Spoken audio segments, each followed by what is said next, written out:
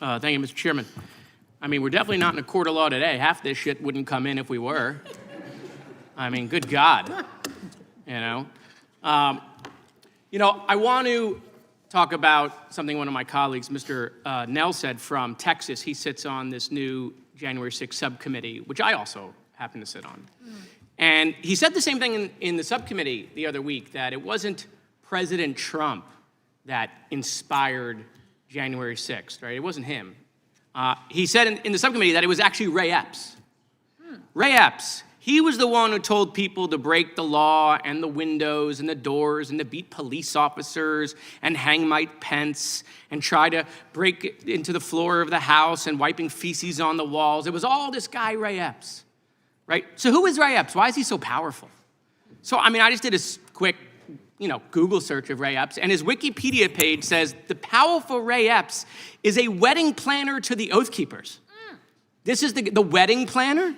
That's the mastermind of January. You went from Donald Trump. It wasn't Donald. Who are we going to blame? Who could it be? How about the wedding planner to the Oath Keepers? I mean, it's just pathetic. But, my colleagues love the past, Mr. Smith. Love the past. That's why you're here before Pam Bondi, okay? We haven't had the Attorney General here. We didn't have her last year. She's the only one in the cabinet to not come in committee of reference. But they love the past. Oh, they love talking about January 6th and Hunter Biden and COVID and Barack Obama and Hillary's emails. They love the past. These people love the past so much they're still reenacting the Civil War, okay? Love the past. Right now.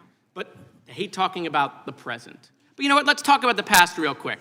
Here are some quotes, because I heard one of my colleagues call you a hypocrite. Here are some quotes from my colleagues. Chairman Jordan, right after January 6th, stop the violence, support Capitol Police. Ted Cruz, those storming the Capitol need to stop right now. The Constitution protects but not violence. Chip Roy, today the People's House was attacked, which is an attack on the Republic itself. Steve Scalise, United States Capitol Police saved my life. Lindsey Graham, when it comes to accountability, the president needs to understand his actions were the problem. Troy Nehls, oh my God, him again. I'm happy to stand shoulder to shoulder with Capitol Police. Darrell Issa, the violence and turmoil we witnessed in Washington, D.C. was completely unacceptable. Rep. McClintock, the attack on Capitol strikes the most sacred act of our democracy. And former Speaker of the House, Kevin McCarthy, whose name we heard a lot today, what did he have to say about it? Let me be clear, last week's violence attack on the Capitol was undemocratic, un-American, and criminal. And make no mistake, those who were responsible should be brought to justice. The president bears responsibility, period, or exclamation point. But let's talk also about, the present. That's the past. Let's talk about the present. These are the guys who created the Weaponization Committee for the DOJ. So let's talk about the present. Jerome Powell facing investigation, okay? In fact, we heard about Jonathan Turley, that he's some legal messiah. Jonathan Turley calls the Jerome Powell thing legitimate concerns of retaliation. Lisa Cook, under investigation. Mark Kelly, United States Senator, under investigation. Adam Schiff, United States Senator, under investigation. Eric Swalwell, United States Representative, under investigation. Chris Christie, potentially under investigation. Jack Smith, oh, that's you, under investigation. Okay, Miles Taylor, former Chief of Staff to United States Department of Homeland Security, under investigation. Christopher Krebs, former Director of Cybersecurity, under investigation. Indicted. James Comey, Letitia James. John Bolton, it's weird that they indicted John Bolton but stole his foreign policy. Accused of crimes, former President Joe Biden, former President Barack Obama. Revoked or threatened with revocation of Secret Service protection, Kamala Harris. Hunter Biden, Ashley Biden, the daughter of President Joe Biden. Mayorkas, Mike Pompeo, Brian Hook, General Mark Milley, John Bolton, Dr. Anthony Fauci, the guy Trump gave a medal to.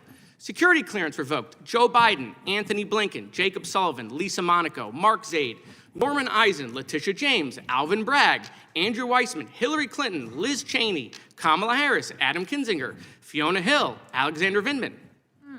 Miles Taylor, I could keep going. Any questions about any of that? We know you don't. But will the gentleman yield for a question? I will, please. Because you have a way of synthesizing that nobody else does, Mr. Moskowitz.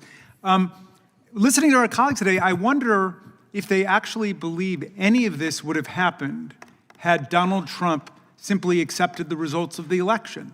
You mean like Al Gore did when he lost 5-4 at the Supreme Court? Yeah. Yeah. Would any of this, would the violence have happened? Would the fake counterfeit slates have happened? No, the threats against Vice President Pence? No, none of it would have happened. And Leanne Panetta would still have a security clearance. So would John Brennan.